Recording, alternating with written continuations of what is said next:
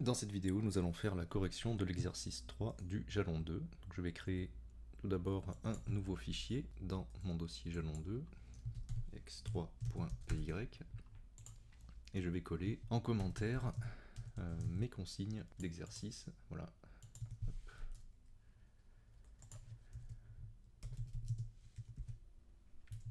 Donc pour information, ces lignes-là sont grisées puisque c'est un commentaire qui est entouré de 3 guillemets par le haut et 3 guillemets par le bas. C'est l'équivalent d'un commentaire sur une ligne.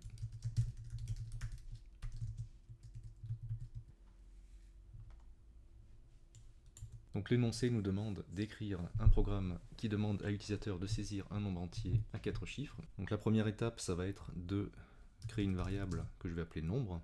On pourrait l'appeler autrement, hein.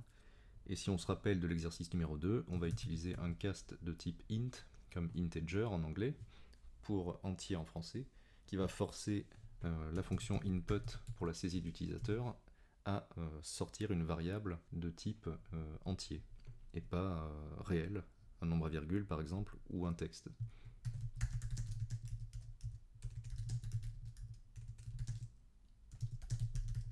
Je laisse un message pour indiquer ce qu'on souhaite faire dans la saisie.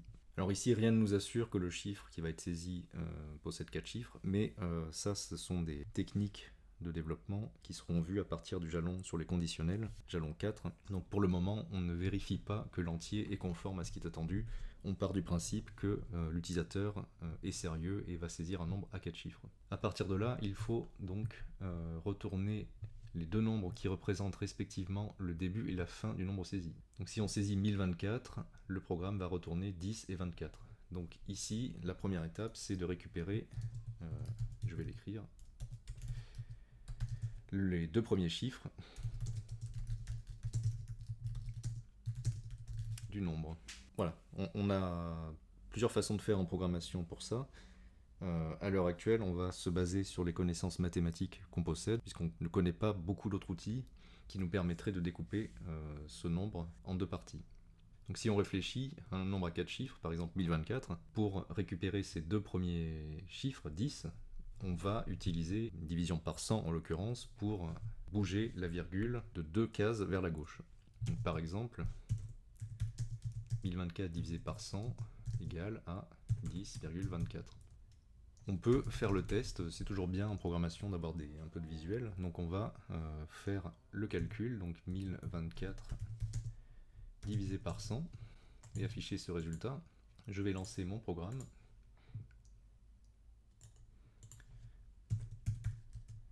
Voilà, 1024 divisé par 100, ça donne bien 10,24. À partir de là, on va pouvoir afficher les deux premiers chiffres. Donc ici, je vais substituer 1024 par nombre. Je vais même créer une variable pour délimiter les choses de manière un peu plus naturelle.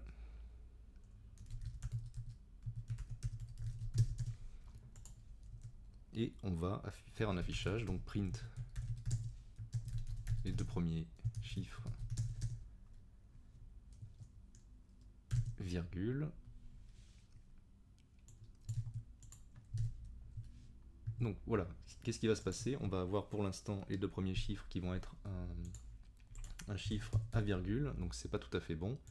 Par contre, si on fait un cast de type entier sur cette variable qui est ici de type réel, on va forcer la récupération uniquement des deux premiers chiffres. Donc si je vérifie, voilà, on a ici les deux premiers chiffres, 10. Donc cette technique, elle nous permet d'éliminer tout ce qui est derrière la virgule.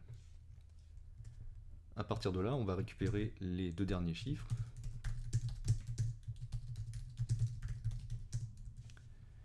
Et pour ce faire, on va utiliser un autre opérateur mathématique, donc ce qu'on appelle le modulo. Le modulo, c'est pour rappel le reste de la division euclidienne. Donc, ce qui veut dire ici que si on fait un 1024 modulo de 100, on va récupérer l'inverse de ce qu'on a fait dans la première opération, c'est-à-dire les chiffres qui sont derrière la virgule. On va mettre ça en action.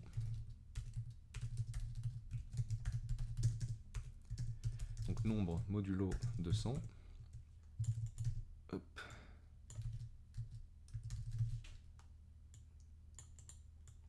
on va commencer par afficher de manière brute dernier chiffre. Et on n'a même pas besoin ici de faire un cast de type int, puisque on récupère uniquement les deux derniers chiffres qui sont derrière la virgule du modulo. Alors par précaution, on peut quand même utiliser un cast, voilà, pour être sûr que le nombre est propre. Et on a bien notre affichage des deux premiers chiffres et des deux derniers chiffres comme attendu.